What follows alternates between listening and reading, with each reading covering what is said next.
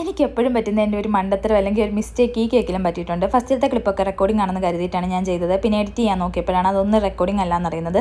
അത് പിന്നെ എനിക്ക് എപ്പോഴും പറ്റുന്നതുകൊണ്ട് അതിനൊരു മിസ്റ്റേക്ക് ആയിട്ടൊന്നും കണക്കാക്കാൻ പറ്റില്ല. എൻ്റെ ഡെയിലി വ്യൂവേഴ്സിന് അറിയായിരിക്കും എനിക്ക് എപ്പോഴും പറ്റുന്ന ഒരു അബദ്ധമാണിത്. അതെന്തെങ്കിലും ആകട്ടെ. ഇന്നത്തേത് 2 kg വൈറ്റ് ഫോറസ്റ്റ് കേക്കാണ്. എൻ്റെ ഒരു ഫ്രണ്ടിൻ്റെ വെഡ്ഡിങ്ങിന് തന്നെ ഉള്ളതാണ്. നമ്മൾ ഫ്രണ്ട്സ് എല്ലാവരും കൂടി അവർക്ക് സർപ്രൈസ് കൊടുക്കാൻ വേണ്ടിയിട്ട് സെറ്റാക്കിയതാണ്. നമ്മളൊരു റെഫറൻസ് നോക്കിയാണ് ചെയ്തിരിക്കുന്നത്. അതിൻ്റെ കുറച്ചൊക്കെ മാറ്റങ്ങൾ വരുത്തിയിട്ടുണ്ട്. ചെറിയ മാറ്റങ്ങൾ വരുത്തി ഏകദേശം അതുപോലെ തന്നെയാണ് ചെയ്തത്.